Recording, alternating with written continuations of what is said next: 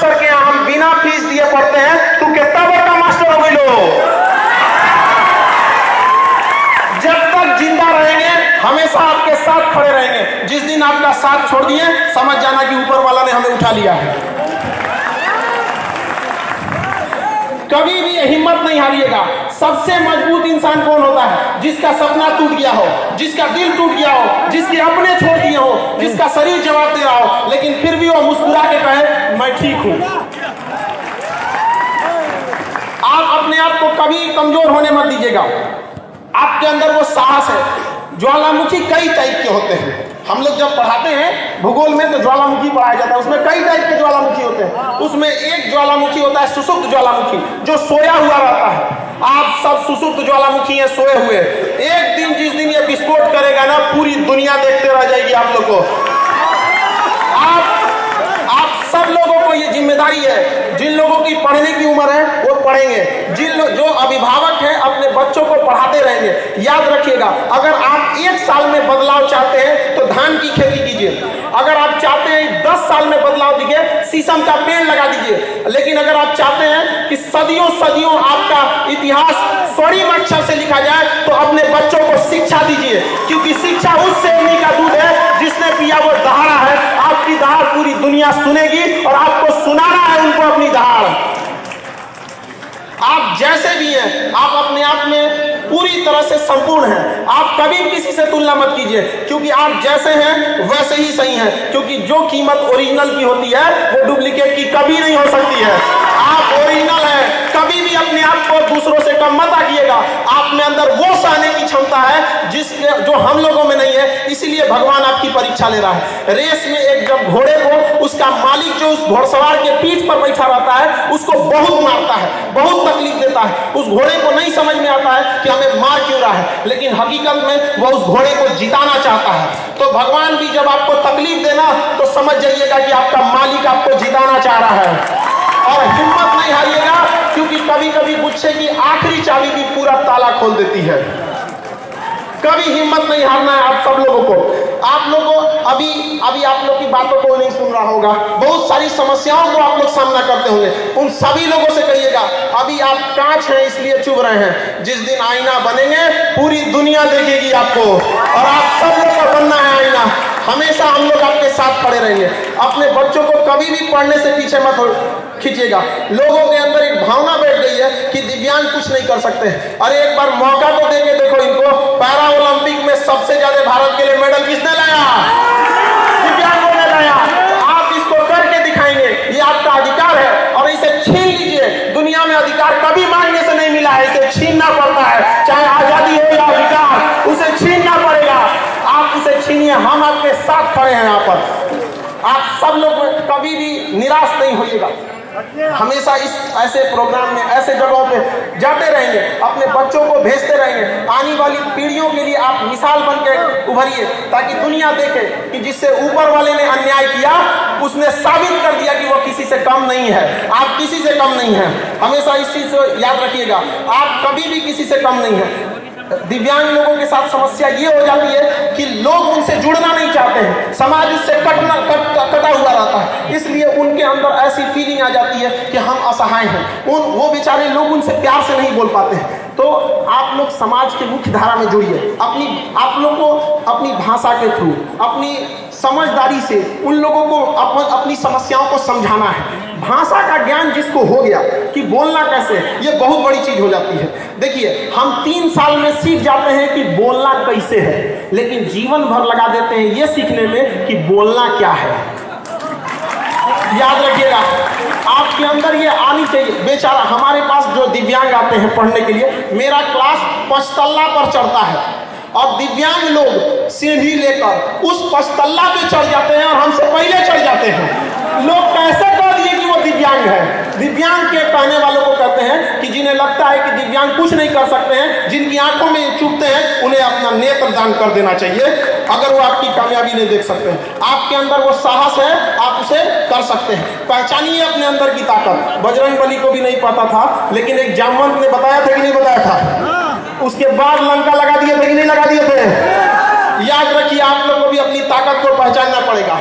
और अपनी बातों को किस तरह से रखना है, आराम से रखना है। देखिए समाज में जब बारिश होती है तो हम सब बारिश नहीं रोक सकते हैं, हम छाता लगाते हैं, बारिश तो नहीं रुक सकता है। तो समाज अगर आप लोगों को स्वीकार नहीं कर रहा है तो अपनी बातों को सहजता से उन्हें पहुंचाइए कि हाँ हमारे साथ अन्याय हुआ है, अगर आप भी हमारा साथ नहीं देंगे तो हम मोहताज नहीं हैं, पढ़ लिख कर हम छीन लेंगे रोटी कपड़ा मकान, लेकिन हमको शिक्षा हर हाल में चाहिए और शिक्षा से कभी वंचित नहीं रहिएगा आप लोग। हाँ थोड़ा सा हम ये जरूर कहेंगे कि अपनी बातों को किस तरह से रखना है, इसको थोड़ा सा समझदारी से कि कैसे प्रभावी ढंग से रखा जा सकता है। लफ्जों की हिफाजत, हमारी जुबान की हिफाजत अपने धन दौलत से ज्यादा करनी चाहिए, क्योंकि जीभ ही एक ऐसी जगह है जहां पर अमृत और जहर दोनों रहता है।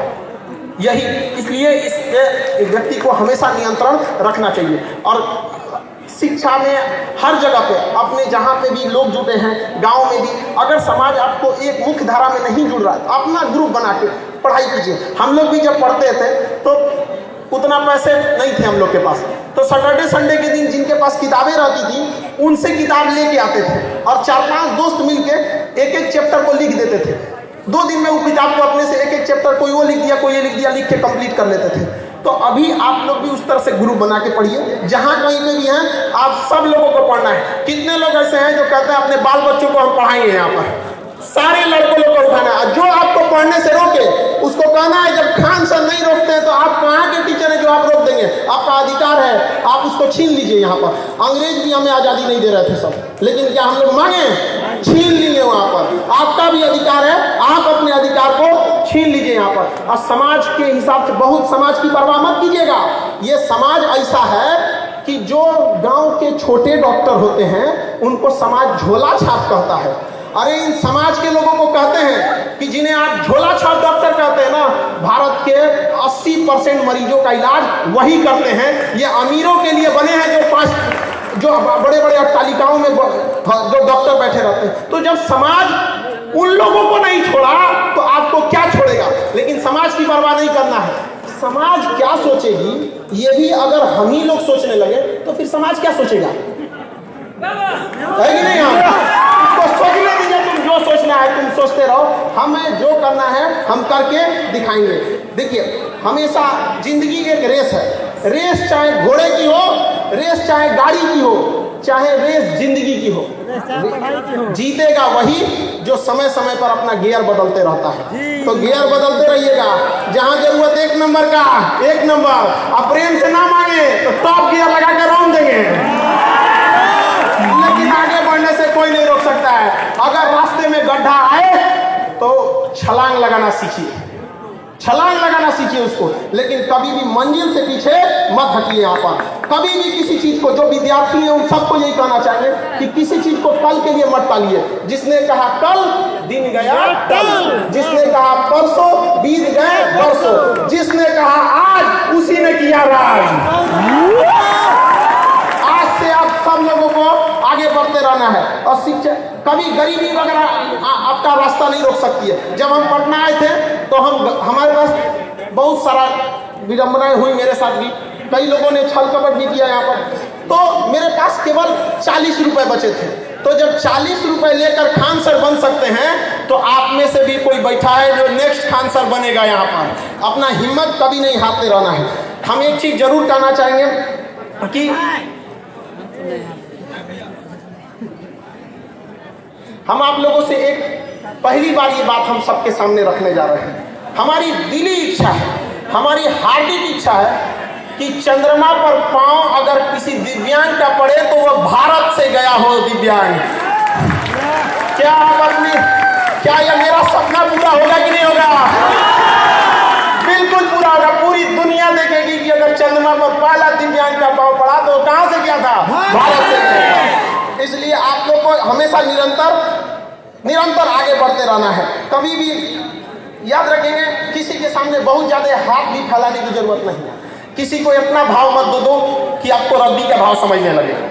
आप में किसी की कमी है, अधिकार छीनना पड़ेगा। और हम यहाँ जरूर सरकार से भी एक बात मांग करना चाहेंगे कि अब तक महिला आयोग है, SC/ST आयोग है, अल्पसंख्यक आयोग है, दिव्यांग आयोग कब बनेगा? दिव्यांग अपनी बात कहाँ करेंगे?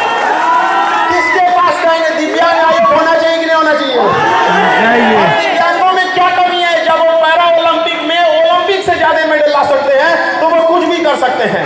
तो इसके लिए भी दिव्यांग आयोग होना चाहिए। हम यहाँ जरूर एक चीज याद दिलाना चाहेंगे, संविधान में लिखा गया है कि अनुच्छेद 331 में और अनुच्छेद 333 में, 331 में लिखा गया है कि संसद में कम से कम 2 एंग्लो इंडियन रहेंगे और 333 में लिखा गया है कि विधानसभा में 1 एंग्लो इंडियन रहेंगे। एंग्लो इंडियन जानते हैं किसे कहा जाता है? जब देश गुलाम था तो उनके जो बाल बच्चे हुए अंग्रेजों के, यूरोपियों के, जब अंग्रेज चले गए तो उनके अधिकार के लिए लोकसभा में 2 सीटें हैं और विधानसभा में 1 सीटें हैं। अब वो सीट खत्म की जा रही है, लेकिन वो सीट आप बताइए कि वो दिव्यांगों को दिया जाना चाहिए कि नहीं देना चाहिए? देना चाहिए। इसके लिए आवाज आपको उठाना पड़ेगा। जब तक आप आवाज वहां जाके नहीं उठाएंगे कोई नहीं सुनने वाला है। हम लोग आवाज उठाए थे तो 12 FIR ठोक दिया लड़कों के आवाज उठाने के लिए, लेकिन उनको क्या पता है कि जो FIR कर रहे लोग कि वो लोग आग को, सोना को आग से डरा रहे हैं कि तुमको जला देंगे। अरे कौन सी जलेगा? सोना को तुम आग से जलाएगा? जलेगा कभी? तो आप लोग को भी ये अधिकार होना चाहिए। आग है आप, ज्वालामुखी है, अपने आप को पहचानिए। ये आपका मांग है, ये हम भी कहना चाहिए। क्योंकि समय का अभाव है इसलिए हम सब समझते हैं कि थोड़ा समय का अभाव है, लेकिन हम आप साफ से एक बात कहना चाहता हूं, जल रही है पीर पर्वत सी पिघलनी चाहिए, इस हिमालय से भी ये गंगा निकलनी चाहिए। आज ये दीवार कागज की तरह हिलने लगी है, शर्त ये है कि बुनियाद हिलनी चाहिए। हर गली में, हर सड़क पर, हर नगर में, हर गांव में हाथ लहराते हुए हर लाश चलनी चाहिए। सिर्फ हंगामा खड़ा करना हमारा मकसद नहीं, सारी कोशिश ये है कि सूरत बदलनी चाहिए। मेरे सीने में ना सही, तेरे सीने में ही सही, हो कहीं भी आग, लेकिन आग जलनी चाहिए। आप सब अपनी आवाज को बुलंद करेंगे, भारत माता की जय, भारत माता की जय। इन शब्दों के साथ हम अपनी बाड़ी को आज विराम देते हैं। हमारा सौभाग्य रहा जो हम आपके साथ आए। हम आप सबको कहते हैं कि जिस बच्चे को पढ़ना होगा आप भेजिएगा खान सर के पास, उसको हम पढ़ाएंगे। और जो नहीं पढ़ाने दे आप लोग को बोलिएगा हम आके लड़ेंगे उसके लिए। कैसे नहीं पढ़ेगा आपका? आपका जन्मसिद्ध अधिकार है और आप इसे छीन के लीजिएगा। इन्हीं शब्दों के साथ हम अपनी बाड़ी को विराम देते हैं। आप सभी लोग को होली की ढेर सारी शुभकामनाएं। बहुत बहुत धन्यवाद।